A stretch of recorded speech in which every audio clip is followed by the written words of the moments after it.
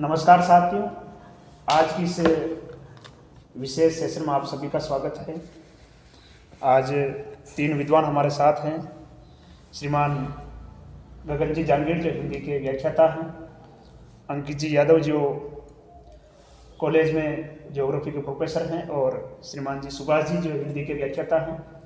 आज हम चर्चा करेंगे कि जो प्रतियोगी परीक्षाएं जो हैं उनको लेकर विद्यार्थियों में किस प्रकार की जो समस्याएं हैं, किस प्रकार का जो भ्रम है, उनको लेकर आज हम विशेष तौर पर चर्चा करेंगे कि जो सेकंड ग्रेड की वैकेंसी आने वाली है, फर्स्ट ग्रेड की वैकेंसी आने वाली है, उसमें किस प्रकार से किसकी तैयारी करें, और रीट में जो है जिसके अंक जो है कम आए हैं उनको आगे क्या करना चाहिए।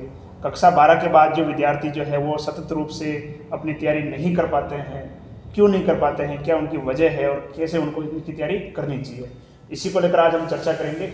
तो सबसे पहले मैं अंकित जी सर से ये प्रश्न करना चाहूँगा कि जो प्रतियोगी परीक्षा जो है उसको लेकर बच्चे किस प्रकार से तैयारी करें, किस प्रकार से उनमें अवेयरनेस होनी चाहिए, किन किन बातों का उनको ध्यान रखना चाहिए, और फर्स्ट ग्रेड और आपके जो सेकंड ग्रेड है उनमें से अगर कोई बच्चा अगर योग्य है तो वो किसकी तैयारी को वो अपना अधिक महत्व दे। सिर्फ अंकित जी।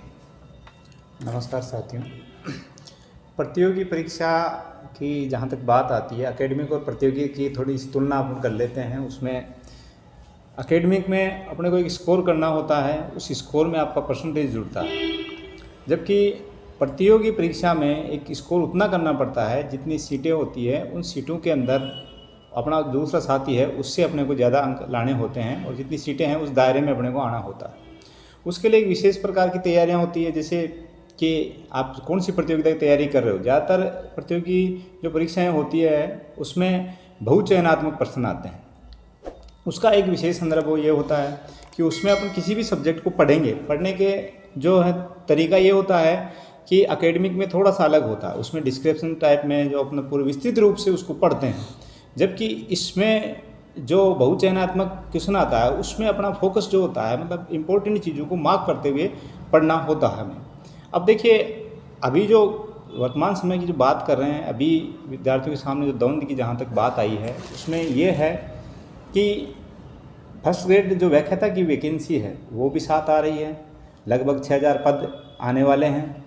उसके बाद में साथ ही सेकंड ग्रेड की जो पद हैं वो 10,000 के लगभग पद आ रहे हैं, और साथ साथ ही एग्ज़ाम होंगे। ये एग्ज़ाम का ड्यूरेशन भी 1 महीने में होगा या लगभग 1-2 महीने के अंदर ये होगा। अब तैयारियों के लिए विद्यार्थियों को जो समय मिलेगा, लगभग एग्ज़ाम का अपन ये मानते हैं कि वैकेंसी आने के बाद में 6 महीने का टाइम मिलता है। तो 6 महीने से 7 महीने के अंदर कौन सी तैयारी की जाए, फर्स्ट ग्रेड की या सेकंड ग्रेड की, ये द्वंद्व रहता है। इसके बारे में मैं आपको ये बताना जो एसएस के जो सब्जेक्ट है, सामाजिक विज्ञान और कला के जो अन्य विषय हैं उनमें थोड़ा सा ये द्वंद्व ये रहता है कि जो एसएस सामाजिक विज्ञान है उसमें आपको 7 सब्जेक्ट पढ़ने पड़ते हैं। आपको ज्योग्राफी भी, आपको इतिहास भी, आपको अर्थशास्त्र, आपको फिलोसफी, आपको राजनीति विज्ञान, आपको समाजशास्त्र, ये सभी सब्जेक्ट पढ़ने पड़ते हैं। जबकि जैसे आप फर्स्ट ग्रेड की अगर तैयारी करेंगे तो फर्स्ट ग्रेड में आपको एक पर्टिकुलर सब्जेक्ट पढ़ना होगा। फर्स्ट ग्रेड का जो पैटर्न है उसमें 2 पेपर होते हैं। पहला जो है जीएस का होता है, जनरल स्टडी का जो पेपर होता है। दूसरा होता है आपके सब्जेक्ट का। जनरल स्टडी में नॉर्मल चीज़ें आती हैं, जैसे आपको राजस्थान की हिस्ट्री आ गई, राजस्थान का भूगोल आ गया, भारत की हिस्ट्री आ गई, भारत का भूगोल आ गया। तो ये चीज़ें जो जनरल चीज़ें हैं, करंट अफेयर्स का आ गया, मेंटल एबिलिटी का आ गया, थोड़ा स्टैटिक्स आ गया, मैथ आ गया, इंग्लिश आ गया, ये जनरल चीज़ें ये अपने फर्स्ट पेपर पढ़ते हैं। लेकिन मुख्य फोकस जो होता है और मार्क्स के हिसाब से भी डबल नंबर का जो होता है वो सेकंड पेपर होता है। अब सेकंड पेपर की जो तैयारी है वो एकीकृत रूप से अपने को करनी चाहिए। तो इसमें मैं विद्यार्थियों को एक सलाह ये देना चाहता हूँ कि एसएसटी में जो सब्जेक्ट होते हैं उनको 7 सब्जेक्ट की बजाय एक सब्जेक्ट पर अगर फोकस किया जाए तो वो रणनीति बेहतर होगी। या किसी की जैसे तैयारी है, अगर तैयारी सेकंड ग्रेड की वो पहले से कर रहा है, उसको सातों सब्जेक्ट क्लियर है, तो उसको तो फोकस उस पर सेकंड ग्रेड पे करना चाहिए। लेकिन नए सिरे से या बेहतर रणनीति के साथ करना चाहिए तो एक सब्जेक्ट करना चाहिए। जी सर। तो बहुत अच्छा सर ने एक्सप्लेन किया कि अपने को भ्रमित होने की बजाय अपना जो लक्ष्य है उस पर अपने को फोकस करना चाहिए। मेरा अगला जो प्रश्न है सुभाष जी सर से है कि कुछ बच्चों के मैसेज भी आए हैं, कमेंट भी आए कि जिनके रीट के अंदर जो अच्छे अंक नहीं आ पाए हैं, उन बच्चों को आगे क्या रणनीति अपनानी चाहिए, क्या करना चाहिए? सर सुभाष जी। सभी को नमस्कार। रीट के पेपर में मानते हैं कि अपने अंक कम आए हैं तो हमें उससे निराश होने की आवश्यकता बिल्कुल नहीं है, क्योंकि रीट के जो एग्ज़ाम हुई हैं वो एक ऐसी स्थिति में हुई कि बार बार तारीखें आगे पीछे होती रहीं और कोरोना काल ने बहुत से लोगों को ऐसा झटके भी दिए घर परिवार में कि लोग संभल भी नहीं पाए।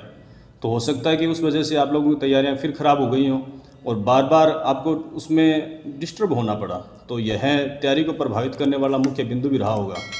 लेकिन हम हार मान के बैठ जाएं, ये भी अच्छी बात नहीं है। निराश हमें नहीं होना चाहिए, क्योंकि कहने वाला ने भी कह रखा है कि जीत की तृष्णा और भी बढ़ती जब पड़ते पद में छाले हैं, जागरूक की जय निश्चित है, हार चुके सोने वाले हैं। तो साथियों, हमें सो के नहीं रहना, हमें जागरूक रहना है। और मैं ये मानता हूँ कि हम ये मान रहे हैं कि हमारे रीट में अंदर एग्ज़ाम में नंबर बहुत कम आए हैं, तो हो सकता है कि अपनी वो तैयारी नहीं हो पाई हो जो हमें करनी चाहिए थी। हमने ये सोचा था कि इतना समय मिलेगा तो हम और अच्छी तैयारी कर पाएंगे, लेकिन हम समय की व्यवस्था यानी कि टाइम मैनेजमेंट सही ढंग से नहीं कर पाए और उस मैनेजमेंट की वजह से अपना समय जिस विषय में ध्यान केंद्रित करके लगाना चाहिए था हम उसमें नहीं लगा पाए और पीछे रह गए होंगे, क्योंकि समय ऐसा था। तो हमें अपना टाइम मैनेजमेंट वापस लेना चाहिए और निराशा की जगह हमें आशा रखनी चाहिए, क्योंकि आप लोग इस प्रकार से अब अपने आप में कार्य करें कि जो आपकी सफलता है वह अपने आप ही बोलने लग जाए। आपकी मेहनत इस प्रकार की होनी चाहिए कि मेहनत ही बोल जाए कि अब की बार ये व्यक्ति ज़रूर सफल होगा। आपके जो जानने वाले हैं, चाहे मित्र हों चाहे रिश्तेदार हों, वह खुद कहने लग जाएं कि पिछली बार तो ये हो सकता है किसी कारण से रह गया हो, लेकिन अब की बार कोई क्लियर करे या न करे ये ज़रूर क्लियर करेगा। तो हमें उसके लिए सबसे पहले तो अपने को टाइम मैनेजमेंट करना चाहिए। टाइम मैनेजमेंट का मतलब ये है कि हमने अगर पढ़ाई को जितना समय दे दिया है तो दे दिया मतलब दे दिया, अपने को उस समय से आगे पीछे बिल्कुल नहीं होना। अपने को अपनी व्यवस्था जो अपने बनाई है, स्व अनुशासन की व्यवस्था है, उस स्व अनुशासन से अपने को आगे नहीं निकलना। किसी भी हालत में अपने को वो चीज़ नहीं छोड़नी। जैसे हम श्वास लेना नहीं छोड़ते, खाना खाना नहीं छोड़ते, पानी पीना नहीं छोड़ते, उसी प्रकार से अपने को इस मैनेजमेंट के ऊपर चलना है कि आज कुछ भी हो जाए मैं अपने आप से बिल्कुल भी धोखाधड़ी नहीं करूंगा। मैंने इतने बजे से इस विषय को समय दिया है तो मैं उतने बजे उस समय पर उसको पढ़ूंगा। ये नहीं है कि आज मुझे ये काम हो गया तो आज मैं शायद नहीं कर पाऊँ। हालांकि अपने खूब सारे काम होते हैं और कई बार मन में ऐसा आलस भी होता है कि अपने बहाने भी बना जाते हैं कि नहीं यार, अब वो अपने आप से बहाने बना जाते हैं अपने कि नहीं आज मैं नहीं कर पाऊँगा। ये सबसे ज़्यादा होता है। हाँ, तो अपने को वो बहाने अपने आप से नहीं बनाने, अपने आप में हमें अपने को लगन लगानी है। दूसरी बात ये रही कि हम ये सोच के बैठ जाएं कि चलो अब तो डूब रहे हैं और डूबते का भगवान ही सहारा है, तो भगवान भी सहारा उसी को देगा जो स्वयं मेहनत करेगा। डूबते को तिनके का सहारा जरूर मिलता है, लेकिन भगवान का सहारा तो मेहनत करने वालों को ही मिलता है। तिनका शब्द से जो यहाँ पर मेरे ख्याल से जो तात्पर्य होना चाहिए वो यही है कि यदि आप पढ़ोगे और हिम्मत करके पढ़ोगे, लगन लगा के पढ़ोगे, तो पूरी मेहनत करोगे, तो हो सकता है कि भगवान भी आपकी थोड़ी सहायता करे और एक आधा सवाल आपके पास में ऐसा आ जाए जो आपको आपकी मंजिल तक ले जाए। हमें ये भी ध्यान रखना होता है कि कोई भी सवाल छोटा या बड़ा नहीं होगा, सब सवाल अपनी दृष्टि में महत्वपूर्ण होंगे। और महत्वपूर्ण सवाल, एक ही सवाल ऐसा हो सकता है जो आपको सफल भी कर सकता है और असफल भी कर सकता है। सफलता और विफलता की जो बीच की रेखा है वो ज़्यादा दूर नहीं आपस में। एक कदम पीछे निकले तो आप विफलता की श्रेणी में आ गए और एक कदम आपने ढंग से रख लिया तो आप सफल हो गए। तो मेरा मानना तो यही है कि हमें पीछे की निराशा को छोड़ देना चाहिए और हमें आगे आने के वाले समय की तरफ ध्यान देना चाहिए। बीती ताई बिसारी दे आगे की सुधी ले, क्योंकि दुख जो है वो हमें पीछे की बातें याद करवाता है और हमें पीछे की बातें याद नहीं करनी और न ही उससे कोई प्रकार का दुख करना। आप लोग देखिए कि बड़े बड़े लोग जो सफल हुए हैं उन्होंने कितनी असफलताएं देखी होंगी। सफलता भी एक प्रकार से कर्म की सीढ़ियां हैं कर्म रूपी सीढ़ियों पर चढ़ते जाओ, सफलता जरूर मिलेगी। सफलता के पीछे मत भागो, आप सफल होने के लिए प्रयास करें, और प्रयास कभी विफल नहीं जाते। भाग्य का सहारा बिल्कुल नहीं लें। ये भी नहीं कहें कि यार उसकी अच्छी किस्मत थी तो वो तो आज ये बन गया वो बन गया। नहीं, किस्मत अच्छी नहीं थी, उसका भाग्य अच्छा नहीं था, उसकी मेहनत अच्छी थी।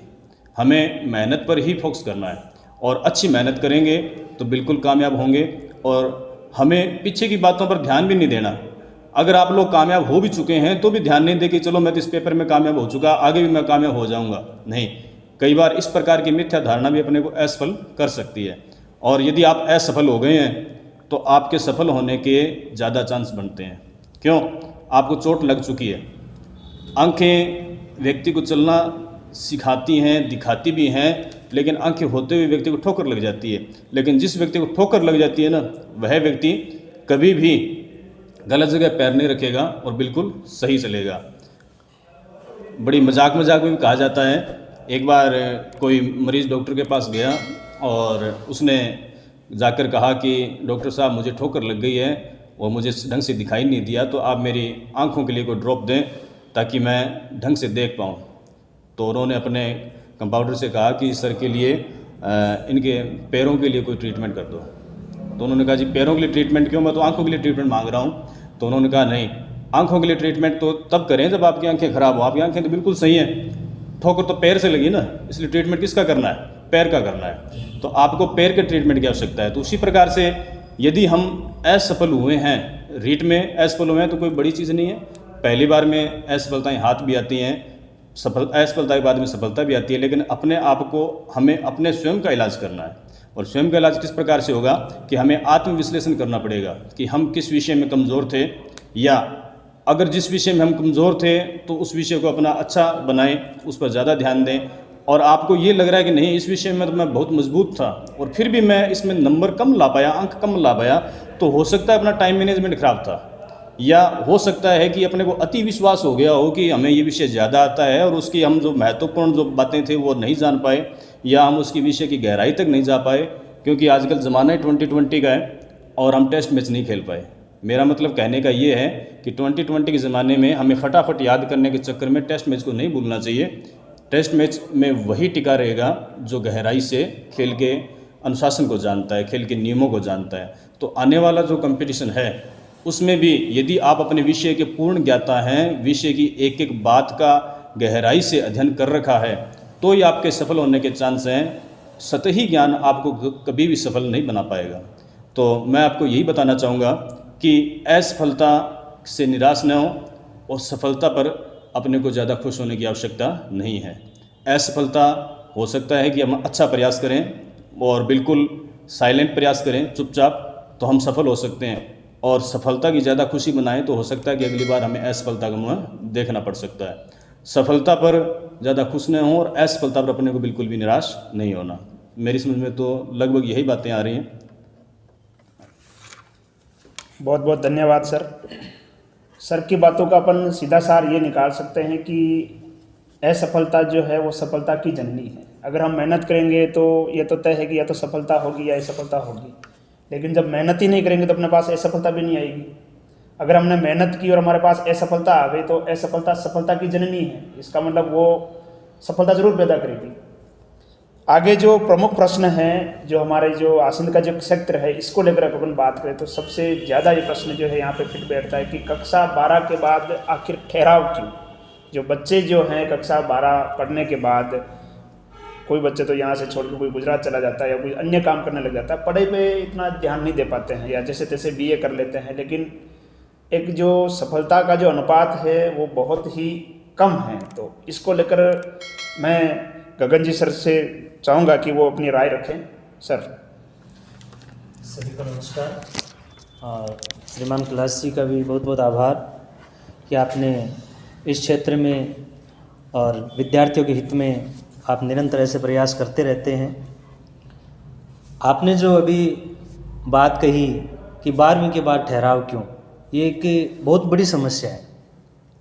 और इस समस्या में अगर हम मूल कारणों को देखें या मोटे तौर पर अपन इसके कारणों को देखें, ज़्यादा गहराई में अपन नहीं जाएंगे, तो मोटे तौर पर अगर हम देखें तो देखो 12वीं के बाद बच्चे का जो सबसे मजबूत पक्ष होता है वो होता है उसके लिए एक सही मार्गदर्शन, कि 12वीं कक्षा के बाद बच्चा क्या करे।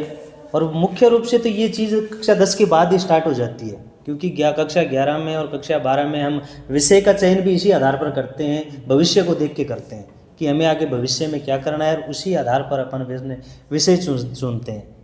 लेकिन कक्षा 12 के बाद यहाँ में जो है बच्चों में अच्छे प्रतिशत भी आते हैं, क्वालिटी भी है बच्चों में, और बच्चे यहाँ पर अगर अच्छी मेहनत करें तो योग्य भी हैं कि अच्छी पोस्ट पे वो जा सकते हैं।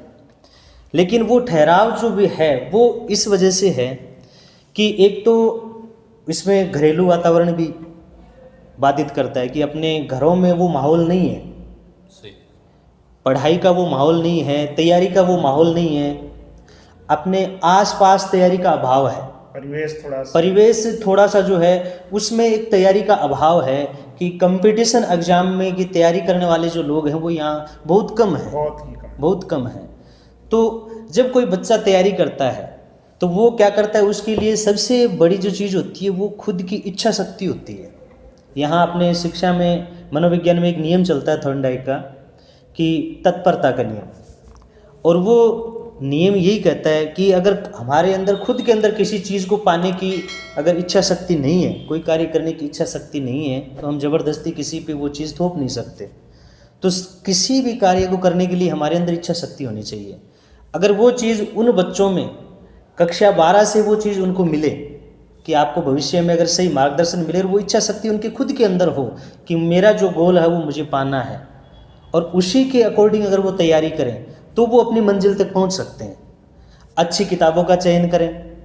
जो सफल व्यक्ति हैं, यहाँ से जो सफल हैं, अपन ये नहीं करें कि अपने से, यहाँ जो भी सफल व्यक्ति हैं चाहे वो शिक्षा के क्षेत्र में हैं और अन्य किसी क्षेत्र में हैं, तो या कंपटीशन फाइट करके जो गया है बंदा, तो उस व्यक्ति से आप राय ले सकते हो, अपने गुरुजनों से आप राय ले सकते हो, या बिल्कुल उनके अनुभव का फ़ायदा मिलेगा।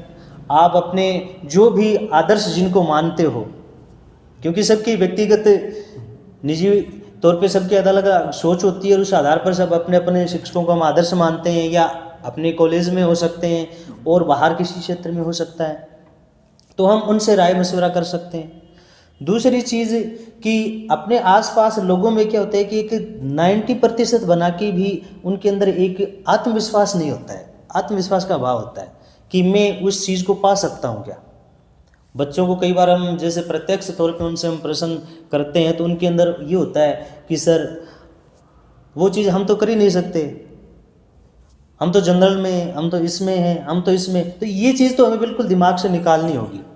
और दूसरी चीज़ कि यहाँ एक रोज़गार भी आसानी से सुलभ हो जाता है, क्योंकि इंडस्ट्रियल एरिया है, और कक्षा के 12 के बाद बच्चे मतलब थोड़े से पैसे के लिए कहीं इधर उधर जॉब में चले जाते हैं, काम करने लग जाते हैं और पढ़ाई से बिल्कुल अलग हो जाते हैं। तो वहाँ पर वो क्या है, उनके वो ठहराव आ जाता है, क्योंकि अगर आप किसी चीज़ से निरंतर नहीं जुड़े रहोगे तो फिर आप किसी भी कंपटीशन को फाइट नहीं कर सकते। तो कक्षा 12 के बाद बीए का जो 3 साल है वो बहुत महत्वपूर्ण होते हैं, और यहीं से व्यक्ति की नींव पड़ती है, क्योंकि कक्षा 12 तक तो हमें ये पता ही नहीं होता है, आधे बच्चों को तो अपने गोल का ही नहीं पता होता है। और कक्षा 12 के बाद जब वो गोल निर्धारित करके अपनी तैयारी स्टार्ट करते हैं, उस समय ये बच्चे क्या होते हैं, किसी अन्य जॉब पे होते हैं, कोई अन्य काम कर रहे होते हैं, फैक्ट्रियों में चले जाते हैं और कहीं चले जाते हैं, तो उस वजह से उनके वो ठहराव आ जाता है। और फिर जब ये वापस उस चीज़ में आते हैं तो देखो, वापस किसी चीज़ को पाने के लिए अगर बीच में अगर आपने गैप दे दिया, अंतराल दे दिया, तो वापस उसी अवस्था में आने के लिए देखो वक्त लगता है, निरंतरता का अभाव होता है, तो उस वापस उतना वो समय फिर दे नहीं पाते हैं, उस वजह से वो फिर पिछड़ जाते हैं। मेरे हिसाब से तो यही कारण हो सकते हैं, और ये मेरे व्यक्तिगत विचार हैं। बच्चों की कई आर्थिक समस्याएं भी हो सकती हैं, दूसरे कारण भी हो सकते हैं। एक यहाँ जो सबसे बड़ी समस्या है वो ये भी है कि एक बच्चों को क्या है कि अपन देखते हैं कि ज़्यादातर बच्चे जो होते हैं ना, छोटी अवस्था में उनकी शादियाँ हो जाती हैं, और छोटी अवस्था में सबसे बड़ा कारण है ये, छोटी अवस्था में शादी होने का मतलब है कि आप पर घर की जिम्मेदारियाँ जल्दी आ जाती हैं, और घर की जिम्मेदारी जल्दी आ गई तो आप देखो अपनी जिम्मेदारियों से मुँह नहीं मोड़ सकते, और फिर आपको उतना वक्त मिलता ही नहीं है तैयारी का। तो ये भी एक बहुत बड़ा कारण है। यानी जो पृष्ठभूमि है अपने घर की, अपने आज समाज की, उसको मजबूत करना होगा। बहुत बहुत धन्यवाद सर। आगे जो कई बार कॉल भी आते हैं, कई व्हाट्सएप पे भी मैसेज आते हैं, फेसबुक पे या यूट्यूब का जो चैनल है उस पर भी कई बार कमेंट देखने को मिलते हैं कि सर मेरा जो सब्जेक्ट है वो एसएस है और मैंने ज्योग्राफी में एमए कर रखी है, तो मैं एसएस से सेकंड ग्रेड की तैयारी करूं या ज्योग्राफी में फर्स्ट ग्रेड की तैयारी करूं, कौन सा विकल्प जो है मेरे लिए अच्छा रहेगा, किस में मुझे ज़्यादा संभावनाएं हैं, किस प्रकार से अगर मैं तैयारी करूं इनकी तो किस प्रकार से मेरे लिए अच्छा माध्यम या अच्छी पुस्तकें जो है वो कौन कौन सी हो सकती है। तो इसके लिए मैं चाहूँगा कि जो अंकित जी सर है वो थोड़ा ज्योग्राफी में कॉलेज प्रोफेसर भी है तो वो थोड़ा बेहतर तरीके से इसको समझा पाएंगे सर। एसएस में जैसे कि मैंने पहले बताया, एसएस और कला संकाय के विषय की बात ज्योग्राफी की है, तो ज्योग्राफी में ये बताना चाहूँगा आपको, अगर 7 वैकेंसी आती है दोनों की तो आपको बिना सोचे समझे फर्स्ट ग्रेड की तैयारी करनी है। वो इसलिए करनी है क्योंकि आपको एक ही सब्जेक्ट पे फोकस करना है। उसकी पृष्ठभूमि ये है कि आपने उस सब्जेक्ट से एमए किया है, आपने उसमें ग्रेजुएशन में पढ़ा, आजकल नया नियम भी है, ग्रेजुएशन में पढ़ा आपने उसको पोस्ट ग्रेजुएशन में पढ़ा है कि आप उस सब्जेक्ट के बारे में कम से कम आधा तो जानते हैं। तो अब उसको करना है, आप अकेडमिक से उसको कंपटीशन में ही कन्वर्ट करना है। अकेडमिक जो पढ़ा है उसको कंपटीशन के हिसाब से कैसे पढ़ना है, बस इतना ही आपको करना है। उसमें आपको ये फ़ायदा रहेगा कि एक तो आप 7 सब्जेक्ट पढ़ेंगे, जिसमें कुछ सब्जेक्ट तो आपको पढ़े हुए ही नहीं होंगे। जैसे 7 सब्जेक्ट है तो आपने ग्रेजुएशन में 3 सब्जेक्ट ही पढ़े होंगे, बाकी कंपटीशन के लिए आपको 4 सब्जेक्ट पढ़ने पड़ेंगे, एक्स्ट्रा पढ़ने पड़ेंगे, उसकी नई समझ डेवलप करनी पड़ेगी। एक समझ वाला जो सब्जेक्ट है उसी में अगर आप फोकस करके पढ़ेंगे। ज्योग्राफी की जहाँ तक बात है उसमें क्या क्या अपने को पढ़ना चाहिए, उसके लिए देखिए इसमें निर्धारित जो सिलेबस है उसमें बाकायदा अलग अलग दिया हुआ है कि ये 12th लेवल का आएगा, ग्रेजुएशन लेवल का आएगा, पोस्ट ग्रेजुएशन लेवल का आएगा। तो उसमें जैसे 12th लेवल का जो अपना जो भी आता है सिलेबस है, उससे जो क्वेश्चन आएंगे तो उनके लिए अपने को 11वीं और 12वीं की एनसीईआरटी पढ़नी है, या राजस्थान बोर्ड की जो भी चलती है एनसीईआरटी सिमिलर सी चलती है ये, तो उनको पढ़ना है सबसे पहले अपने को, उसी में अपने को समझ बढ़ानी है। वो चीज़ें अपने को पढ़ी हुई है, फिर भी उनको एक बार दोबारा पढ़ना है और आगे पढ़ना है अपने को। जैसे भौतिक भूगोल है उसके लिए सविंदर सिंह पढ़ना है, महेश बर्णवाल की बुक पढ़नी है, मानव भूगोल आपको पढ़ना है, मानव भूगोल के लिए एस डी कौशिक की अच्छी बुक आती है वो पढ़ना है, कृषि भूगोल के लिए आप तिवारी की बुक पढ़ सकते हैं। तो ये बुकें हैं, मानक बुकें हैं, वो पढ़ सकते हैं। साथ में एक क्रॉनिकल का वैकल्पिक भूगोल आता है वो भी आप पढ़ें।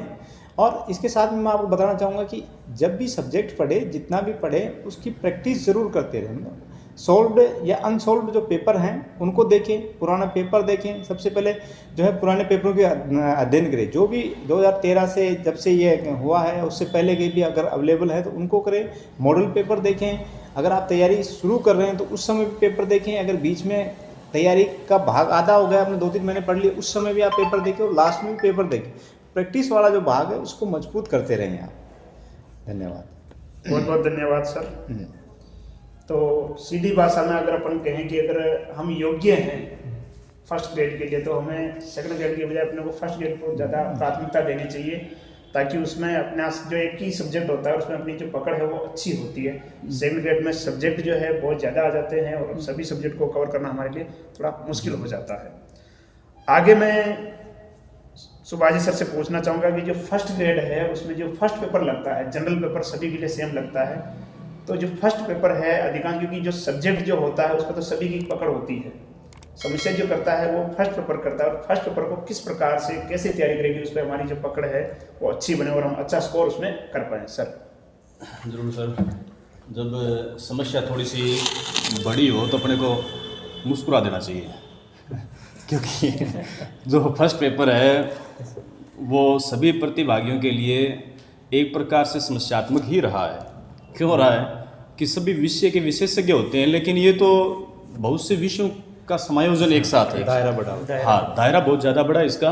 तो मैं तो ये मानता हूँ कि अगर समस्या थोड़ी सी ज़्यादा हो तो अपने को थोड़ा सा मुस्कुरा देना चाहिए, इजी वे में लेना चाहिए। कहने का मतलब ये है कि हम उसको देख के घबराएं नहीं। हालांकि हमने पढ़ रखा है, सुन रखा है कि एक साधे सब सधेर, सब साधे सब जाए, लेकिन इसके विपरीत चलना पड़ेगा अपने को। क्यों चलना पड़ेगा? इसमें तो अपने को सारा कुछ एक साथ ही साधना है। तो मैं तो इसको इस प्रकार से लेता हूँ कि जैसे हम प्राचीन ग्रंथ में पढ़ते रहे हैं कि सूर्य भगवान जो हैं वो घोड़ों पर सवार होकर निकलते हैं, तो मैं मानूंगा कि सूर्य भगवान खुद बन जाइए और ये आपके घोड़े हैं। अलग अलग विषय हैं, इसमें 7 विषय हैं, तो तो सातों के सातों विषयों को ये मानिए कि ये आपके घोड़े हैं और आपको एक साथ लेकर चलना है, और सारे के सारे पावरफुल हैं। यूँ नहीं है कि कोई सा भी हल्का है, किसी भी विषय को आप हल्के में नहीं ले सकते।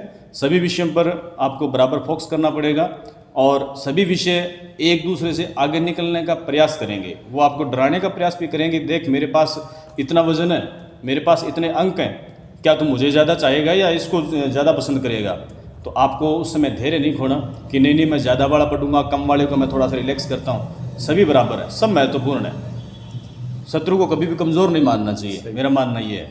और हमें यहाँ पर सबको एक साथ साधना भी है, तो हमें उसके लिए लगातार प्रयास करने पड़ेंगे। हाँ, इतना ज़रूर हो सकता है कि जैसे आप जिस विषय के विशेषज्ञ हैं तो उस विषय पर थोड़ा सा ध्यान कम केंद्रित करें। इसका मतलब ये नहीं कि केंद्रित नहीं करें, कम केंद्रित करें, क्योंकि वो आपके मेन विषय के साथ में अपने आप ही पूर्ण होने की संभावनाएं उसकी हो रही हैं।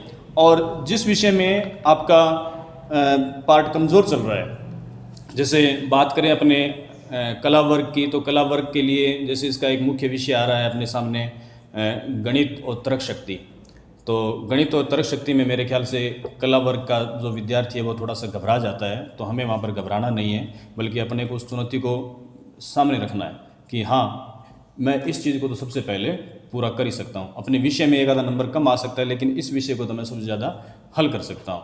क्योंकि उस समय जो हम करने जा रहे हैं तो पढ़ने वाले भी सारे अपने समान ही होते हैं, पढ़ने की विषय वस्तु भी सबके पास एक जैसी होती है। बहुत सारी अपने पास पुस्तकें होती हैं और बहुत सारे अपने पास गाइडें भी होती हैं और हम गाइडेंस भी लेते रहते हैं। तो इसका मैं तो ये मानता हूँ कि पढ़ने वाले सभी बराबर पढ़ते हैं, लेकिन जब हमारा नंबर उत्तर देने का आता है उस समय हमने उस चीज़ को कितना पढ़ा था, उस पर विश्लेषण कितना किया था, और उस समय परीक्षा कक्ष में हम उस चीज़ को किस प्रकार से सही ढंग से सोच पाते हैं। अगर सही ढंग से सोच पाएंगे तो हम आगे निकल जाएंगे। पढ़ेंगे सब बराबर, लेकिन जो थोड़ा सा हटके पढ़ेगा वह उनकी तुलना में क्या जाएगा, सबसे आगे जाएगा। वही बात है कि दौड़ करने वाले जब दौड़ रहे होते हैं तो सभी बराबर दौड़ते हैं। कुछ मेरे जैसे होते हैं जो शुरू में भाग लेते हैं, बड़ी स्पीड से भागते हैं, लेकिन जब अंतिम समय आता है लाइन सामने दिख रही है लेकिन दौड़ने की क्षमता खत्म हो जाती है। और कुछ समझदार भी होते हैं जो शुरुआत में इतना जोर नहीं लगाते, लगातार परंतु धीरे धीरे परंतु लगातार चलते हैं और सतत प्रयास करते हैं। सतत प्रयास करते करते और वो सब जब रेखा दिखने लग जाती है तो उस समय वो अपना दमखम पूरा लगाते हैं और सबसे आगे वो निकल जाते हैं। तो हमें वही दमखम रखना है, यानी हमें किसी भी विषय को कमज़ोर नहीं मानना, किसी भी विषय को यूँ नहीं कि इसको कम समय देंगे उसको ज़्यादा समय देंगे, नहीं, सभी को बराबर समय दें और बीच का जो गैप है वो बिल्कुल ख़त्म कर दें। लगातार प्रयास करते रहें और करें और करें, और जब परीक्षाएं बिल्कुल पास में आएँ तो हमें इतना अच्छा प्रयास करें। जैसे सर ने अभी बताया कि आप मॉडल पेपर से तैयारी कर सकते हैं, आप नेट से तैयारी कर सकते हैं, आपके पास आरपीएससी की बुक्स गाइडें हैं, आपके पास एनसीईआरटी की बुक्स हैं, उनसे भी तैयारी कर सकते हैं। और इसके लिए तो मैं आपको एक विशेष राय ये भी देना चाहूँगा कि फर्स्ट पेपर की तैयारी कभी भी अकेले में न करें, ये मेरा निजी मानना है।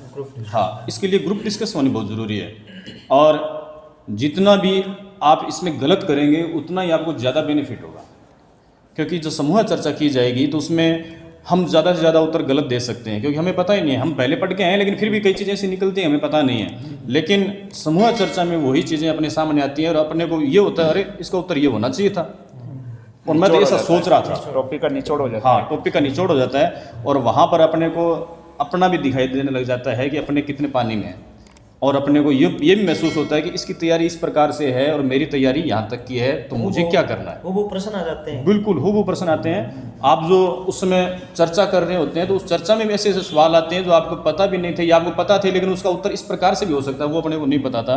एक नया तरीका मिलता है अपने को, और वो तरीका अपने को परीक्षा कक्ष में बड़ी मदद करता है। कई बार तो ग्रुप जो अपने समूह चर्चा करते हैं उसमें इस प्रकार की बातें होती रहती हैं कि रात को सपने में भी याद आती हैं और सपने में भी याद आती है कि हमने ये चर्चा की थी, और सुबह उठते ही कुछ बच्चों को याद रह जाती है तो वो उन चीज़ों को लिख लेते हैं। तो आपने अपने सपने लिखे हैं, कागज़ के ऊपर सपने लिखे हैं, और अब आपको प्रयास करने हैं कि वो सपने हकीकत में पूरे भी किए जाएँ। तो मैं तो ये मानता हूँ कि जैसे इसमें पहला पार्ट इसका इतिहास से संबंधित है, और इतिहास बीती हुई बातें हैं और लोग इसको देख के घबराते हैं, तो इसमें कुछ घबराने वाली बात नहीं है। हमें इतिहास के उन्हीं टॉपिक्स को उठाना है जो अपने सिलेबस में दिया गया है। सिलेबस में देने के पश्चात हमें उन टॉपिक्स को बड़ी विश्लेषण करके देखना है कि ये अपने से पूछना क्या चाहता है। पूछते समय हमें ये देखना है कि ये मैटर किस लेवल का है, माध्यमिक लेवल का है या उच्च माध्यमिक लेवल का पूछा है या स्नातक लेवल का पूछा है या स्नातकोत्तर लेवल का पूछा है। जिस लेवल का पूछा है तो हमें उसी प्रकार की पुस्तक का अध्ययन करना चाहिए। अगर हमसे उच्च माध्यमिक स्तर का पूछा है तो हमें राजस्थान बोर्ड की जो पुस्तकें हैं उनका सहयोग लेना चाहिए। और उसमें बहुत सी बातें ऐसी होती हैं इतिहास के अंदर कि ज़्यादा से ज़्यादा वो अवेयरनेस पूछता है। कोई काम हुआ तो वह इस प्रकार से हुआ तो उसके कारण बहुत प्रकार के हो सकते हैं, लेकिन वो सबसे महत्वपूर्ण कारण जानना चाहता है जो कि हमें उसमें बताना पड़ता है। और हमें उसमें बिल्कुल तथ्यात्मक जानकारियाँ अति आवश्यक होती हैं। और तथ्यात्मक जानकारियों के अतिरिक्त यदि उसमें कुछ और वो गहराई में जाएगा तो हमें उसके लिए संदर्भ ग्रंथों की भी आवश्यकता पड़ती है, हमें वो भी देखनी चाहिए। और इसी प्रकार से इतिहास के अंदर भी मैंने जो इसमें अभी पाठ्यक्रम में देखा था, राजस्थान का इतिहास भी अपना अच्छा महत्व रखता है। तो राजस्थान के इतिहास के लिए मैं बताना चाहूँगा, क्योंकि जी जैसे ये इतिहास की जो बुक्स आती हैं राजस्थान की अपने कॉलेज लेवल में, तो वो ज़्यादा उसमें बेनिफिट कर रही हैं। और इसी प्रकार से उसके अंदर जो गणित आ रही है वह सिर्फ 10वीं लेवल की आ रही है। तो तर्क शक्ति भी ज़्यादा टफ तो नहीं है, लेकिन अपने को इतना भी नहीं मानना कि कमज़ोर है अपने सामने, अपने को तो उसको बहुत महत्वपूर्ण लेके चलना है। तो गणित की तैयारी हम 10वीं लेवल से कर सकते हैं। बात रही अपनी हिंदी और अंग्रेजी की, तो माध्यमिक स्तर का है, लेकिन अपने को उच्च माध्यमिक स्तर की तैयारी करनी चाहिए, क्योंकि हमें बहुत से लोगों की दौड़ में आगे निकलना है। एक बात मैं आपको और बता दूं कि बहुत से लोग कहते हैं कि अकेला चना भाड़ नहीं फोड़ता, लेकिन मेरा मानना ये है कि अकेला चना ही भाड़ फोड़ता है। भाड़ का मतलब जब उसके अंदर चने को डालेंगे तो वो गर्म होगा, तो जो बिल्कुल निगोड़े होंगे वो उसके अंदर आप समूह में डाल दें फिर भी वो अकेले ही पड़े रह जाएंगे लास्ट तक। लेकिन जो भाड़ फोड़ने वाले हैं वो तो स्वयं फूट के आगे आ रहे हैं ना, तो हमें उसी प्रकार से फूट के आगे आना है। यानी अपने को स्वयं सतत प्रयास करने पड़ेंगे। और अपना प्रयास तो यही है कि हम तो नीचे से आग जला सकते हैं, हम आपको प्रेरित कर सकते हैं, लेकिन भाड़ तो आप लोगों को ही फोड़नी पड़ेगी। और बिल्कुल अपने को जो हमने आज तक पढ़ा है उससे बिल्कुल अलग हटके सोचना है, क्योंकि वैसा तो सारे सोच रहे हैं। अगर वही हम सोचेंगे तो हम उनमें से भीड़ से अलग नहीं हो पाएंगे, और भीड़ से अलग नहीं होंगे तो अपने को कामयाबी नहीं मिलेगी। इसी क्रम में इसके अंदर स्कूल मैनेजमेंट बहुत अच्छा टॉपिक है, शिक्षण मनोविज्ञान भी है, तो वो भी हमें पढ़नी चाहिए। और स्कूल मैनेजमेंट है, शिक्षण मनोविज्ञान है, तो ये ऐसे विषय वस्तु हैं जिनको अपने एक बार अगर गहराई से पढ़ लें, समझ के पढ़ लें, रट्टा लगा कर नहीं पढ़ें, समझ के पढ़ लें कि इसमें जो दिया गया है वो क्या दिया गया है। और इस प्रकार की समझ कब पैदा होगी, जब हम एक दूसरे से समूह में चर्चा करेंगे। और समूह में चर्चा करने के पश्चात वही चीज़ें वास्तव में ज़्यादा क्लियर हो जाती हैं। कुछ बच्चे होते हैं जो शुरू में अटक के पढ़ते हैं, लेकिन जब वो पढ़ना सीख जाते हैं तो उनके पास जब छोटे बच्चों को और बिठाया जाता है तो वो बच्चे पहली बार में बिना अटके पढ़ते हैं। तो उसके पीछे कारण क्या है? उसके पीछे कारण ये है कि वो बच्चा पहले जो गलतियां कर रहा था उसको पता है कि मैंने इस प्रकार से गलतियां की, इसलिए मैं यहाँ अटका था। लेकिन वो आगे उनको बताएगा कि भाई यहाँ इस प्रकार से आप गलतियां नहीं करें तो आप बिल्कुल आगे निकल जाएंगे। अपने पास टाइम बहुत कम है। यदि हम ये देखेंगे कि किस प्रकार की गलती हुई है, किस प्रकार से उसका संश्लेषण विश्लेषण किया जाए, तो अपने पास समय कम रह जाएगा। तो हमें उस प्रकार के लोगों की जो राय है वो लेनी चाहिए, जो इस विषयों को पहले निकाल चुके हैं और जो इस चीज़ में असफल हो चुके हैं। और जो सफल हो चुके हैं उनसे भी राय लेनी चाहिए। वो बता सकेंगे कि सफल कैसे हुए, और असफल होने वाले अपने को बताएंगे कि असफलता हमें इस वजह से मिली थी। तो अपने को दोनों चीज़ों पर ही ध्यान केंद्रित करना चाहिए। राय सबके लें और उसके बाद में आप अपना ज़्यादा से ज़्यादा ध्यान केंद्रित करें उसी विषय पर कि मुझे इसमें आगे निकलना है और ये विषय मुझे आ रहा है तो इसको मैं किस प्रकार से थोड़ा सा और बेटर ढंग से करूं, ताकि जो लोग कर रहे हैं उनसे थोड़ा सा आगे निकल जाऊं। हार और जीत का अंतर बहुत कम रहेगा, ये आपको पता ही है। जो जितनी भी मेरिट है वह शायद प्रतिशत में आगे पीछे हो जाती है, और कुछ बार तो प्रतिशत में भी लोग बराबर होते हैं तो उम्र का भी हो जाता है। तो इस प्रकार की भीड़ भाड़ में हमें लाखों में एक बन के दिखाना है। कुछ लोग यूँ मानते हैं कि अपने विषय में ही कमज़ोर रह जाते हैं, अपने विषय में रह जाते हैं, मतलब जो हम फर्स्ट ग्रेड की तैयारी कर रहे हैं उसी विषय में ही हमारे फर्स्ट पेपर में नंबर कम आ जाते हैं। तो बड़ी छोटी सी बात है, ऐसा होना नहीं चाहिए, लेकिन ऐसा हो जाता है। वो इसलिए होता है कि अपने को अति विश्वास हो जाता है कि यार ये सब्जेक्ट तो मेरा है, मैं इसको निकाल दूंगा, और उसी विश्वास के चक्कर में हम मात खा जाते हैं। बाद में अपने से कोई पूछता है कि ये तो आपका विषय था, आप इसमें पीछे कैसे रह गए, तो हम नॉर्मल सी बात हंसी में टाल देते हैं कि यार दीपक तले अंधेरा होता ही होता है। लेकिन अपने को थोड़ा सा अलग सोचना चाहिए कि दीपक तले अंधेरा नहीं होता। दीपक एक ऐसी चीज़ है जो अंधेरे के साम्राज्य को ख़त्म करके उसकी छाती के ऊपर बैठा है। वो कह रहा है कि अंधेरे का साम्राज्य था और मैंने इसको समाप्त कर दिया और इसके ऊपर बैठा हूँ, अगर दम है तो नीचे से निकल के दिखाए। इसी प्रकार की सोच अपने को रखनी है कि कितना भी लेंथी पेपर है, कितने भी इसमें अलग अलग विषय हैं, लेकिन मेरे में ये क्षमता है कि मैं सब विषयों को कवर कर सकता हूँ, और कवर करने के पश्चात मैं इसमें सबसे आगे निकल के भी दिखा सकता हूँ। तो हमें अपनी सोच को बड़ा बनाना पड़ेगा और टाइम मैनेजमेंट का इसमें ध्यान रखना पड़ेगा, और किसी भी विषय से संबंधित, किसी भी टॉपिक से संबंधित अपने मन में घबराहट नहीं होनी चाहिए। पेपर के टाइम में मैं आपको बता दूं, प्रतियोगी परीक्षा में हम अच्छी तैयारी करते हैं और हमारा नॉलेज भी अच्छा होता है, लेकिन एंड टाइम पर हम द्वंद्व में फंसते हैं कि उत्तर ए सही है या उत्तर बी सही है। दोनों उत्तर अपने को समान लगने लगते हैं, तो वहाँ पर आगे कौन निकलता है? वहाँ पर आगे वही निकलता है जो धीरे धीरे पढ़ के गया था। यूँ नहीं है कि हमने आज 100 पेज कर दिए, इस किताब को मैंने 1 महीने में पूरा कर दिया। कुछ लोग किताब पूरी नहीं कर पाते लेकिन फिर भी कामयाब हो जाते हैं। वो इसलिए होते हैं कि विषय की वो समझ गहराई से लेते हैं, और विषय की जो समझ गहराई से लेंगे तो वहाँ पर जाने के बाद में ये द्वंद्व उनके सामने नहीं आएगा, और ये द्वंद्व सामने नहीं आएगा तो आप जो कन्फर्म करोगे वह उत्तर आपका बिल्कुल सही होगा। तो मेरी सोच यही है कि अपने को सभी विषयों पर बराबर ध्यान देना है, सभी विषयों की गहराई तक जाना है, चाहे विषय वो आपका पर्सनल ही क्यों ना हो, लेकिन फिर भी आपको उसको कमतर नहीं आंकना है। आपको ये देखना है कि हालांकि जैसे मैं हिंदी से हूँ तो मैं ये सोचता हूँ कि हिंदी के तो 4 ही क्वेश्चन आएंगे, उसको मैं पढ़ूँ या नहीं पढ़ूँ। क्यों नहीं पढ़ूँ भाई?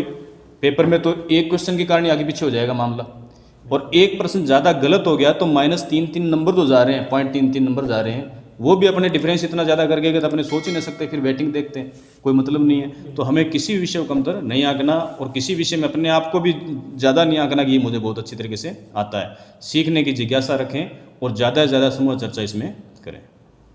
बहुत बहुत धन्यवाद सर। सर की बात का सीधा सार अपन ये निकाल सकते हैं कि अपन सबने बचपन में वो कछुए और खरगोश की कहानी पढ़ी है कि खरगोश तेजी से भागता है और फिर आगे जाकर रेस्ट करने लग जाता है, लेकिन कछुआ जो निरंतर चलता रहता है। तो यानी हमें भी ये नहीं कि फटाफट कोर्स करके भी यार अब तो मेरा कोर्स हो गया, आराम से मैं रिलैक्स हो जाऊँ, नहीं। कम पढ़ें, अच्छा पढ़ें, लेकिन लगातार पढ़ें। एग्ज़ाम तक पढ़ते रहे, जब तक एग्ज़ाम ना हो तब तक पढ़ते रहें, तभी अपने को सफलता मिलेगी। आगे जो मैं बात करूँ फर्स्ट ग्रेड की, तो जो नोटिफिकेशन आया तो नहीं है अभी हालांकि ऑफिशियल, लेकिन ये हम कह सकते हैं कि जो सबसे अधिक जो पोस्टें जो आ रही है, बता रहे हैं कि जो हिंदी जो है सबसे अधिक लगभग 1400 से 1500 के बीच में सुनने में आ रहा है कि 1462 पोस्टें जो दिखाई दे रही है कि सबसे अधिक पोस्टें हिंदी की आ रही है। तो अधिकांश लोगों का रुझान भी ये है कि जो हिंदी में क्वालिफाई हैं, कि मैं कुछ ऐसे भी हैं जो ज्योग्राफी में भी है, हिंदी में भी है, पॉलिटिकल में भी है, ऐसे बहुत सारे मिल जाते हैं। तो हिंदी में अच्छी पोस्ट है तो बहुत सारों की कोशिश है कि क्यों ना मैं हिंदी से तैयारी करूं। तो हिंदी से अगर मैं तैयारी करूं फर्स्ट ग्रेड की, तो जो सेकंड पेपर हिंदी है उसको किस प्रकार से बेहतर तरीके से और लक्ष्य भेदी तैयारी किस प्रकार से की जाए? गगन जी सर। बिल्कुल सही कहा आपने कि सबसे ज़्यादा पोस्ट हिंदी में ही आ रही है, 1462 पोस्ट हैं। बाकी जैसे पॉलिटिकल है, जियोग्राफी है, हिस्ट्री है, इनमें भी अच्छी पोस्टें हैं। लेकिन अगर हम पोस्टें देख के अगर हम तैयारी करें कि 1462 पोस्टें हैं और अगर मैं हिंदी से तैयारी कर लूँ तो वो मेरे हिसाब से मुश्किल है। ये तो अधिकांश सोचते हैं कि यार इसमें पोस्ट सोचते हैं कि पोस्ट देख के कभी तैयारी नहीं होती है। तैयारी 1400 में से अगर अपने को सिलेक्ट होना है तो अपने को तो एक पोस्ट चाहिए, 1461 माइनस करनी पड़ेगी। तो अपने को तो एक पोस्ट के लिए तैयार होना है। और इसमें ये होता है कि जैसे मान लो हिंदी में थोड़ी बहुत भी रुचि रखने वाला होता है ना, उसमें वो एक संजीवनी का काम करती है वो ज़्यादा पोस्टें, वो थोड़ा सा क्या प्रेरित हो जाता है यार कि मैं भी साथ में कोशिश करके देख लूँ, और अच्छा भी है, करनी भी चाहिए। लेकिन जैसे अभी एक सबसे बड़ी समस्या है कि दोनों भर्तियाँ एक साथ आ गई हैं। सेकंड ग्रेड का भी नोटिफिकेशन आया है और फर्स्ट ग्रेड का भी आया है, और दोनों में ही अच्छी पोस्ट हैं। तो जो हिंदी से सबसे बड़ी बात है कि जो कुछ बच्चे जैसे पिछले एग्ज़ाम में जैसे 2018 की फर्स्ट ग्रेड जिन्होंने दी है और जहां वो बॉर्डर लाइन पर रहे हैं, पॉइंटों में मतलब रह गए या सेकंड ग्रेड में पॉइंटों में रह गए, तो उनको ये मान लो कि 70-80% तैयारी तो उनकी है हिंदी विषय से जो तैयारी कर रहा है। दूसरी बात जो मतलब फ्रेशर तैयारी कर रहे हैं, अगर उनका नींव मजबूत है तो देखो पहले उनको सबसे पहले क्या चाहिए कि हिंदी में दोनों में से एक डिसाइड करना होगा कि उनको तैयारी कैसी करनी, सेकंड ग्रेड ही करनी है या फर्स्ट ग्रेड ही करनी है। और मेरे हिसाब से मैं अगर कहूँगा मेरे व्यक्तिगत तौर पे तो मैं ये कहूँगा कि उनको फर्स्ट ग्रेड की तैयारी करनी चाहिए, क्योंकि फर्स्ट ग्रेड का जो सिलेबस है उसमें सेकंड ग्रेड का समाहित हो जाता है, लेकिन सेकंड ग्रेड की तैयारी करेंगे तो फर्स्ट ग्रेड का रह जाएगा, ये है। और सेकंड ग्रेड में फर्स्ट ग्रेड में सेकंड ग्रेड का सारा आ जाएगा आपका, उससे अधिक पढ़ना पड़ेगा तो आप उसको आसानी से कवर कर पाओगे। दूसरी चीज़ इसको क्या है कि अपन अगर अपना सिलेबस देखें हिंदी का तो 4 स्तर पर उसको बांट रखा है। इसमें पहला स्तर जो होता है उसमें अपना उच्च माध्यमिक स्तर का आता है, जैसे सर ने अभी बताया, सुभाष जी ने, अंकित जी सर ने, कि उच्च माध्यमिक स्तर में आता है जिसमें अपने गद्य खंड है, पद्य खंड है, जिसमें अपठित गद्यांश और पद्यांश आते हैं और उससे उन्हें ज्ञान और अर्थग्रहण संबंधी प्रश्न पूछे जाते हैं।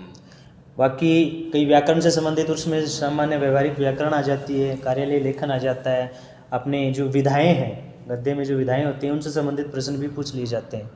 और एक अपने NCERT की जो सिलेबस है अभी चल रहा है, कक्षा 11 और 12 की जो अनिवार्य और साहित्य की जो बुक्स हैं हिंदी की, उनमें जो कवियों का समावेश है, उनकी रचनाओं से संबंधित प्रश्न, उनकी विधाओं से संबंधित प्रश्न, और उस कक्षा 12 में अब तो जो पाठ के अंदर की यानी विषय वस्तु से संबंधित सौंदर्यात्मक भावबोध वाले प्रश्न भी पूछे जाते हैं, अर्थग्रहण से संबंधित प्रश्न भी पूछे जाते हैं। लगभग इस NCERT अपने कक्षा 11-12 से 25 या 30 प्रश्न आते हैं, आराम से आ जाते हैं, तो वो बहुत महत्वपूर्ण है।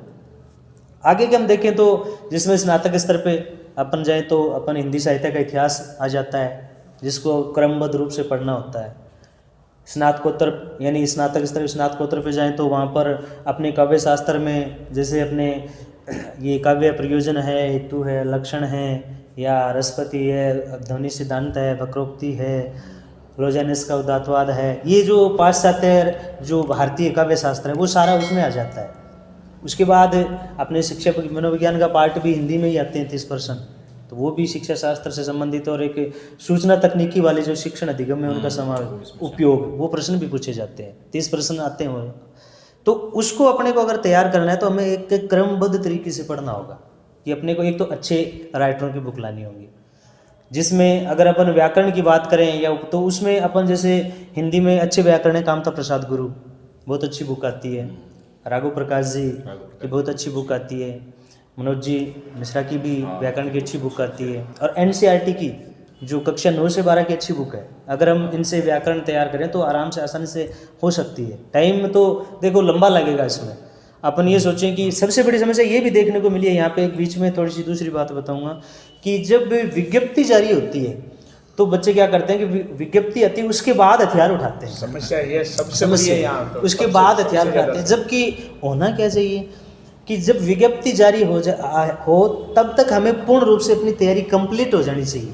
उसके बाद तो हमें क्या करना है कि अपने आप को उसके लिए यानी निरंतर जोड़े रखना है, अभ्यास करना है, रिवाइज करना है कि निरंतर अपना जो सिलेबस है उस 2-3 महीने के पीरियड में हम कम से कम 2-3 बार उसको रिवाइज कर लें, और वो भी सरसरी नज़र से।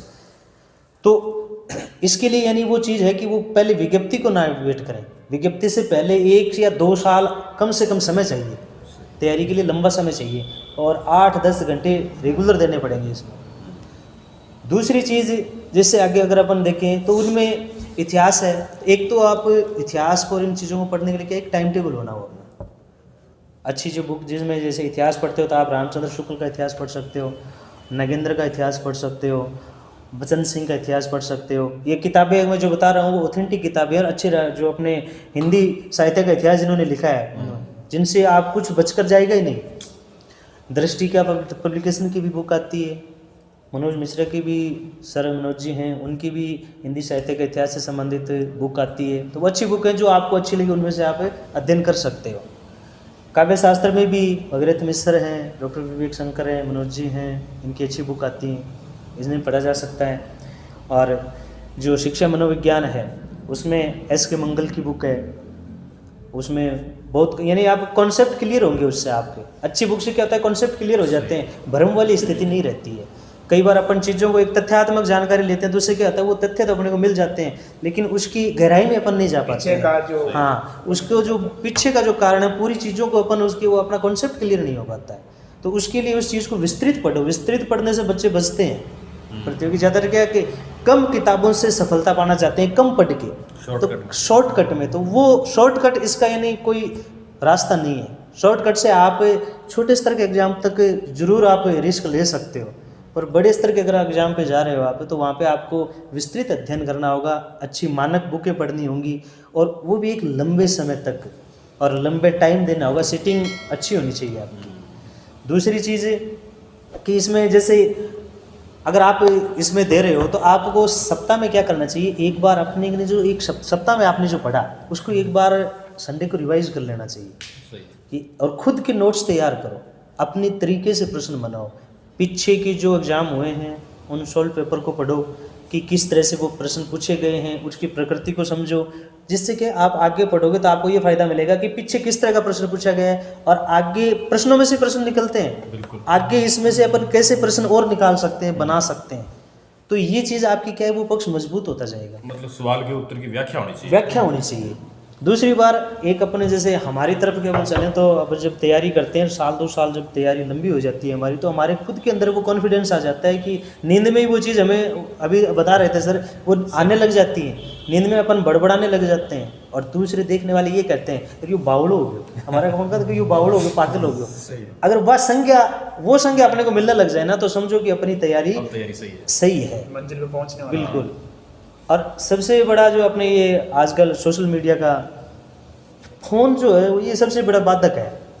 अगर आप साल 2 साल तैयारी कर रहे हो तो इस फ़ोन से तो आपको बिल्कुल ये फेसबुक और इनसे दूर रहना होगा, और साइट हाँ, इनसे बिल्कुल दूर रहना होगा, क्योंकि इसमें आपको क्या उन चीज़ों से जुड़ना है जिसमें आपकी जो मतलब बाधक ना बने तैयारी में, आपका सहयोग करे, आपको मतलब फ़ायदा हो, उन चीज़ों से जुड़े रहना है। बाकी जो इस क्षेत्र में आए हैं और जो तैयारी कर रहे हैं, लंबे समय से तैयारी कर रहे हैं, वो खुद इस चीज़ को समझते हैं, जानते हैं, उनको ज़्यादा बताने की वैसी आवश्यकता नहीं है, और सिलेक्शन भी उन्हीं के होने हैं जो अभी बॉर्डर पे हैं। बिल्कुल, बहुत बहुत धन्यवाद सर। तो आज की जो परिचर्चा थी मुख्य रूप से अपनी ये थी कि जो भर्तियाँ आ रही है उसमें किस प्रकार से तैयारी करें, किस प्रकार से अपन जो है लंबे समय से और सब्जेक्ट जो है उसको पकड़ बना के अच्छे से अच्छा स्कोर कर सके। ये जो कार्यशाला है आपको कैसी लगी, आप कमेंट के माध्यम से हमें बताएं, और आगे किस टॉपिक पर हम चर्चा करें ताकि आपको भी उसका फ़ायदा मिलता रहे। और सर जो है मेरे अच्छे काफ़ी अच्छे मित्र भी हैं, तो हम कोशिश करेंगे कि आपकी जो भी समस्याएं हैं उनको लेकर हम जो प्रश्न इकट्ठे करेंगे और सर से बार अपन बातें करते रहेंगे। धन्यवाद।